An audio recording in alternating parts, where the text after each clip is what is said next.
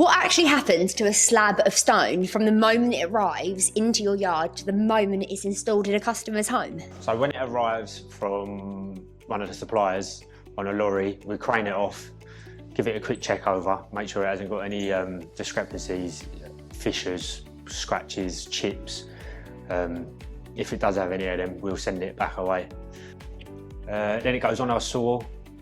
We give it a quick inspection again to make sure it hasn't had any further damage, and then we start cutting it. It then runs through the fabrication house, gets edged, sink, cutouts, hobs, whatever it needs. The boys then finish it off with a bevel or a pencil edge. Then it goes in the van and out for installation. What are the key differences between marble, quartzite, granite and quartz that the homeowner often misunderstands? So I usually say to the client when they come in to take all of that out of the equation and find a colour that they like over anything. If they then do find a marble or a quartzite, I will then advise them that it is more prone to staining and other difficulties that you might come across having it in your home. If they then find that hard, I will then look for an alternative like quartz that would fit the bill. Why do two slabs of the same marble often look completely different? If they're from the same block, they shouldn't. If you're buying 2 slabs or 3 slabs, so on, from the same block, they should all look the same. They might be book matched, but they'll be very similar. But yeah, if you're buying a slab of Carrara marble from one supplier and then from another supplier, they could look completely different because they could come from different quarries. How can you tell whether a piece of stone has been fabricated well or poorly? So in the home, there'll be little things like you can check the joints, make sure they're flat, check the underside bevels, make sure they have been done. I know some companies don't even do them. They don't polish the undersides with the stone. We always do that, but that would be like a key to look for. What is book matching and why is it considered such a luxury feature? I think it's become more of a luxury feature over the past couple of years. It wasn't really ever a thing before, but a lot of people want the book matching now, especially in hob splashbacks or behind a range cooker. It just gives a finer detail. I think it also shows off the craftsmanship as well. For somebody who knows nothing about stone, what actually is book matching? So you'll get 2 slabs of the same stone, and one will have the veining generally running one way like that. The book match slab comes the other way like that, and that essentially will be the join that you will see. So you'd cut one part from that, and then they get joined in the house to show like a butterfly effect. That might be a better way of describing it, like a butterfly effect rather than book matching. So it's almost like mirrored? Almost mirrored. Oh wow, I bet that's beautiful. What are the biggest technical challenges when creating waterfall ends? I wouldn't say there's any technical challenge. We've got a really good set of templators. We've got complete trust in them. It generally always goes really well. What kitchen trends do you secretly hate? I know we just touched on the book matching. I'm not really a huge fan of it because I would avoid joins in the house. So if you could have one large splashback rather than one with a join in it, I would prefer that personally. As a stone expert, why do you not like too many joins in the house? There's nothing wrong with joins, but I would just, why put a join in it if it's unnecessary? What's the biggest waste of money in a kitchen reno? Definitely not stone. What instantly makes a kitchen look cheap? I've got nothing against overmount sinks, but if you're going to spend the money on quartz worktops, I'd definitely try going for an undermounted sink. What's one thing you'd never do in your own kitchen? Use any acidic cleaners. What £500 upgrade looks like a £5,000 upgrade? So depending on the size of the kitchen, it may be a little bit more than £500, but going for full height splashbacks from the worktop to the underside of your units, I'd say that is a good upgrade.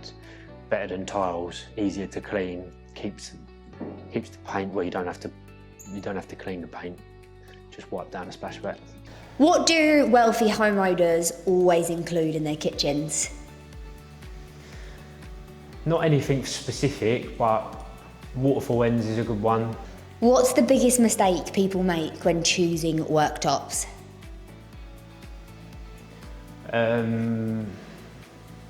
Getting hung up on the material choice, thinking that they really need to go for marble when they could go for a quartz. If you had £20,000 to renovate a kitchen, where would you spend it? A motorbike. What is Stonewright UK and how did it all begin? So Stonewright UK, we're a fabrication house. We fabricate all stones, marble, granite, quartz.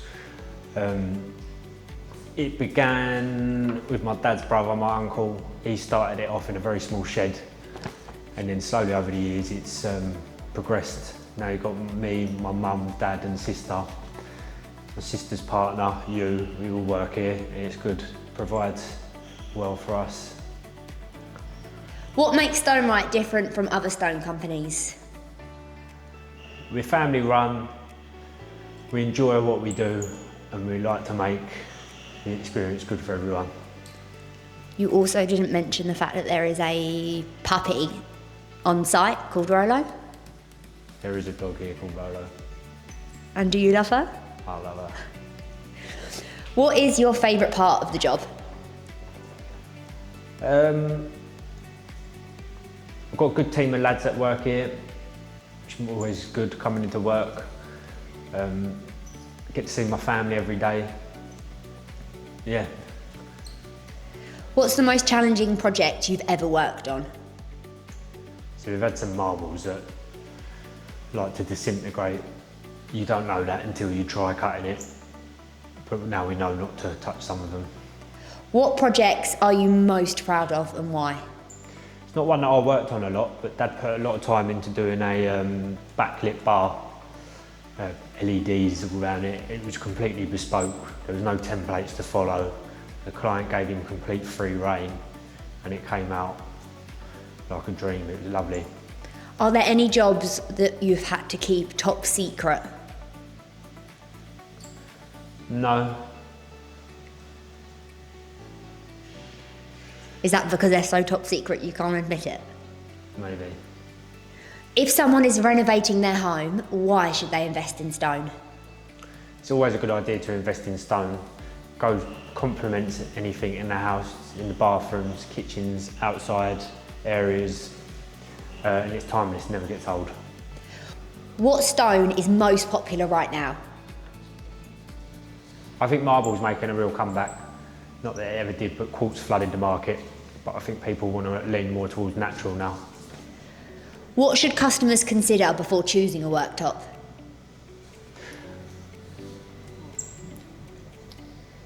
They should always consider how their kitchens work. If you've got kids that are messy, you want to go for something that's fuss-free, that you can just wipe down at the end of the day. What does a typical day look like for you, Nathan? My days vary. We're not a huge company, we're a small family-run business. We all help each other, so we've all got roles, but we all differ between them. What's something people would be surprised to learn about you personally? Nothing. What motivates you to keep growing the business? So as a family, we like to see it progress. We all work really hard to make things work here. Like I said in a couple of questions before, we've got a good team of lads here. We all work hard, and I think it's just naturally progressing. What advice would you give someone renovating their first home? In regards to the stone? In general, what advice would you give someone? Would you say get some timeless pieces like stone? Would you say take it slow and steady, work room by room, whatever you think as Nathan Wainwright? So I can't comment that firsthand because I haven't done it, but I would say definitely make sure you've got a good team of people that you can communicate well with to make the project run smoothly. What's the biggest argument you and your family have ever had at work? We don't really argue. I know that sounds silly, but we don't. We're pretty laid-back family. Work through problems well. Who is most likely to make a mistake and blame someone else? I'd say you. Who is the most organised? It's a tough one, really. Definitely not my dad. Mum's very organised. Who is the funniest person at Stonewright? Not sure. I would say Rolo. Probably Rolo. Who is the hardest family member to work with? None, and that's why it works well. What's it like working with your family every day? I love it. Wouldn't want to work anywhere else. Why did you put that face? Because that was just really sweet. Because I know you mean it. Yeah.